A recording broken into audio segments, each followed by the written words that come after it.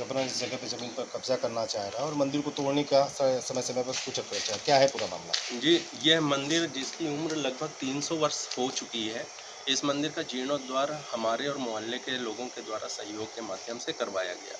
यह मंदिर का निर्माण हमने आज से लगभग 5 से 6 साल पहले जीर्णोद्धार इसका करा चुके थे और यहाँ पर तथाकथित इस समय जो भाजपा के एक नेता हैं राजकुमार मौर्य, वो बराबर आकर यहाँ पर ये दावा कर रहे हैं कि ये मंदिर और ये कुआँ जो हमारे बगल में है, ये उनकी ज़मीन पे है, इसलिए यह उनका है और वो इसका किसी भी तरह से उपयोग कर सकते हैं।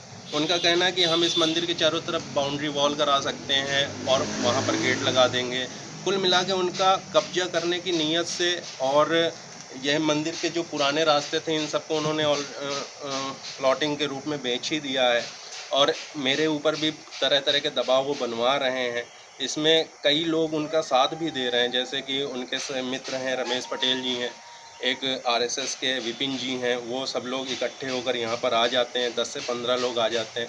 मेरे घर पे कोई रहता नहीं है मम्मी के अलावा, तो इस तरीके से हमारे ऊपर बराबर उन्होंने दबाव बना रखा है और शासन प्रशासन से मैंने इसकी काफ़ी मदद करने के लिए गुहार लगाई थी, लेकिन कहीं से भी किसी भी तरीके की मदद हमें अब तक मिली नहीं है। ना ही कोई इस तरीके के प्रकरण को सीधे तौर से देख रहा है और जो आज जैसे ये भाजपा की सरकार हमें हिंदू बचाओ, हिंदू मंदिर बचाओ का नारा जो लगा रही है, इस नारे के पीछे उन्हीं के ही पार्टी के लोगों के द्वारा ऐसे कृत्य करे जा रहे हैं, तो यह निंदनीय है, ऐसा नहीं होना चाहिए।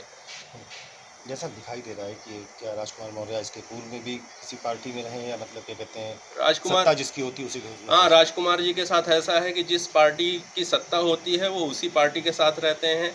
ऊपर से ये अपने आप को ये दिखाते हैं कि हम भाजपाई हैं, लेकिन अंदर ही समाजवादी पार्टी के अन्य भी नेताओं के साथ वो मिलीभगत करके इसी तरह की चीज़ें करते रहते हैं, जहाँ पर साफ और स्पष्ट उनके ऊपर विभिन्न प्रकार के मुकदमे भी दर्ज हो रखे हैं, है ना? आपराधिक प्रवृत्ति के लोग हैं ये और इन लोगों ने मेरे ऊपर भी बार-बार दबाव बनाया कि मैं इस प्रकरण को ज़्यादा ना उछालूँ, इस प्रकरण को दबा दूँ यहीं पर। उन्होंने मेरे भी कुछ प्लॉट के ऊपर कहा कि अगर समझौता करना है आपको तो आप हमें अपने प्लॉट का बैनामा करा दीजिए और ये मंदिर का मामला हम यहीं पर रफ़ा-दफ़ा कर देंगे। तो इस तरीके से चूँकि मानसिकता ही यही है कि भूमाफियाओं वाली मानसिकता वो स्पष्ट और साफ तौर पर दिखा रहे हैं, है ना? हमारे पास इस तरीके की चीज़ों को करने के लिए कोई ऐसा अनुभव या कोई साक्ष्य या प्रमाण नहीं है कि हम ये चीज़ साबित कर पाएँ कि ये मंदिर है किसका। ये राजकुमार मौर्य हैं कौन? राजकुमार मौर्य ये निवासी बस्तापुर के हैं, पूर्व में प्रधान भी रह चुके हैं वहाँ पर और अभी ये यहीं पर ही यहाँ से 200-400 मीटर की दूरी पर उनका घर भी है ना? यहाँ पर लगातार वो आते-जाते रहते हैं, है ना? हमें तो ये कहते हैं कि मैं यहाँ तो मैंने प्लॉटिंग करके सारी जगह बेच दी थी, लेकिन अब मुझे यहाँ पर लाया गया है। किन लोगों के द्वारा लाया गया ये अभी तक उन्होंने स्पष्ट नहीं किया, लेकिन वो बार-बार यही चीज़ कहते रहते हैं कि हमने तो यहाँ की सारी प्लॉटिंग, सारी ज़मीन बेच दी थी। इसके बावजूद इस मंदिर के सामने की जगह पे हनुमान जी के सामने उन्होंने अपना पूरा का पूरा एक मकान बनवा डाला है और उस मकान जबकि वहाँ पर उस तरीके की कोई ज़मीन पहले से थी ही नहीं।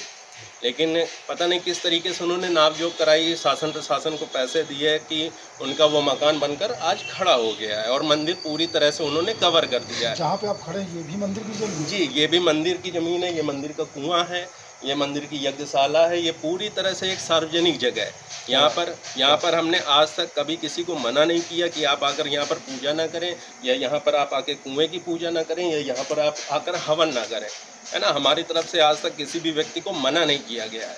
क्या नाम है आपका? मेरा नाम रोहित सिंह गौर है, निवासी फतेहपुर।